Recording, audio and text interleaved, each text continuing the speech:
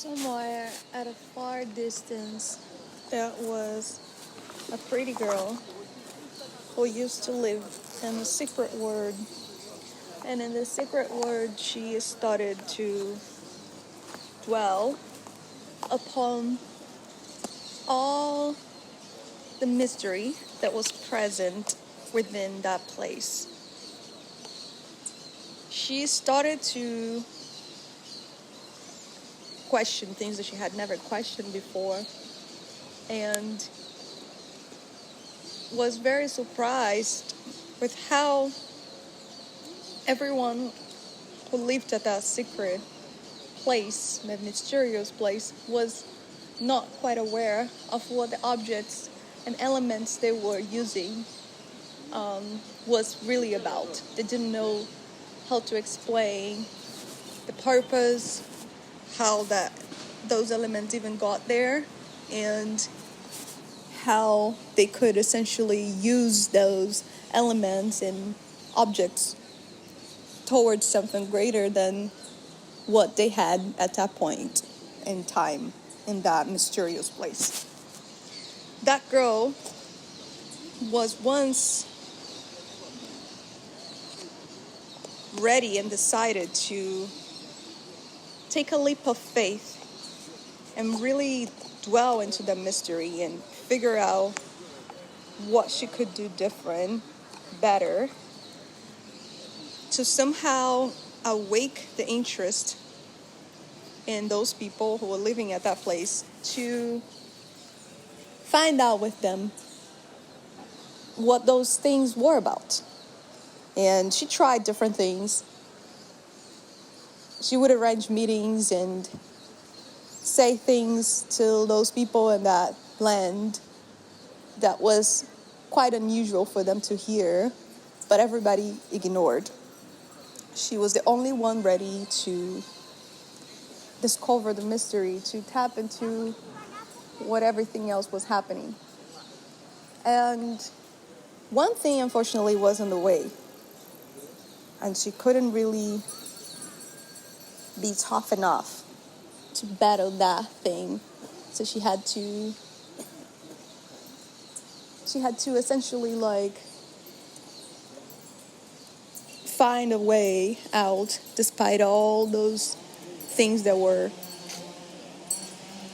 on the way. And that was this thing called fear.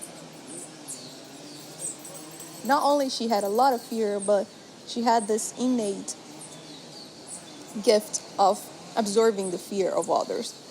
So if she would be in an environment with people who had a lot of fear, she would embody the fear itself. So she was a princess, but at the same time, she could turn into a monster. And because she wasn't aware of what she was dealing inside, she had to resist getting that thing out of her in order to help herself within that journey to essentially figure out her way out to that thing.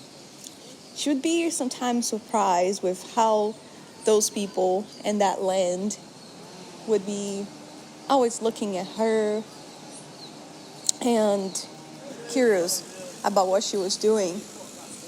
And that was the point when things turned around. As she had tried for so long with her words, with her manifestations in that land and movements to help people to become curious about what was happening, she lost her patience. And the only thing she was left with was do the thing on her own and ignore if anybody else would follow her, or eventually continue with what they were doing and just get used to everything that they were doing. So the journey never ended. She continued on that path, and within everything she would discover and understand the mystery would arise the desire and the interest to find out more about many other things. And she was not afraid this time. She was finally embodying the fear. Even the fear she would feel from others. And even when she would embody the fear itself, she'd become used to those forces and those moments where everything would turn from black, gray, brown to white. So that was this constant dance she had to live on for so long, and she didn't give up. She was very persistent. She found helpers who were not necessarily in that physical land, in that place where she had direct communication with other physical entities who seemed to be like her, because she was very unique among everybody else, not just because she was a princess, but also because she had this innate gifts that she decided to tap on.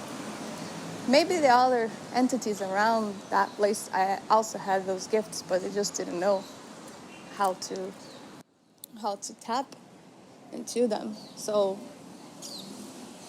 it was a beautiful journey. She fell in love with a secret.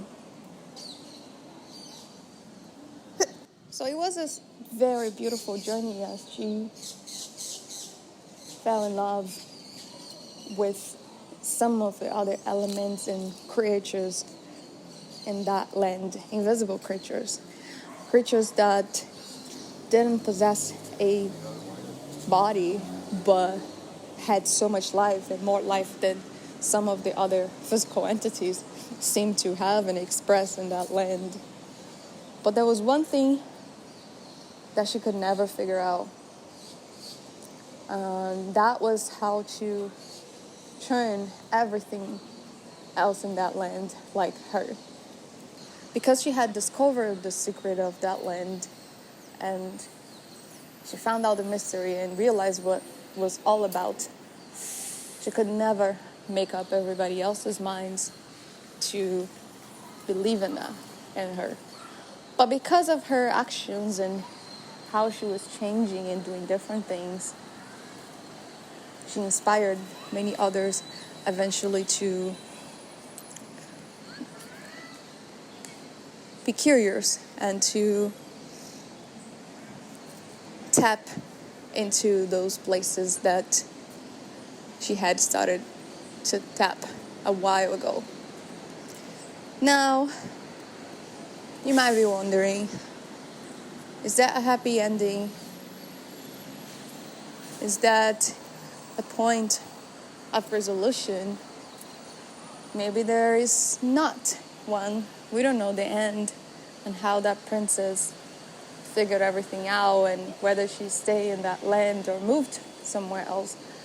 But what I know is that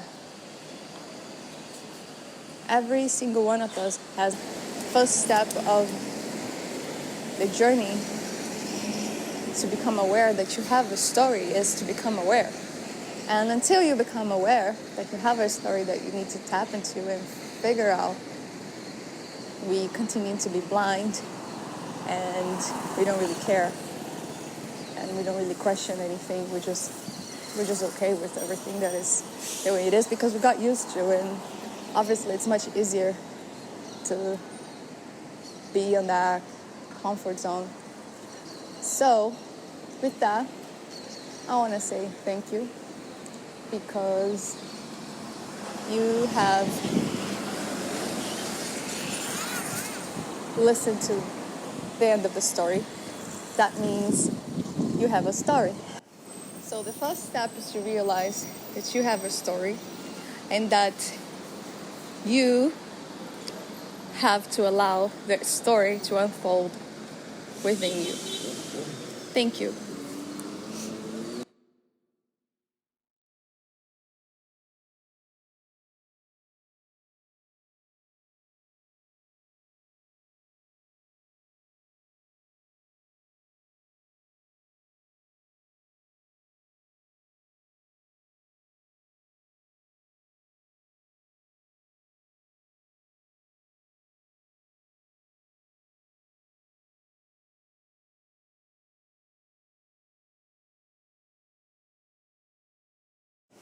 So the first step is to realize that you have a story and that you have to allow the story to unfold within you.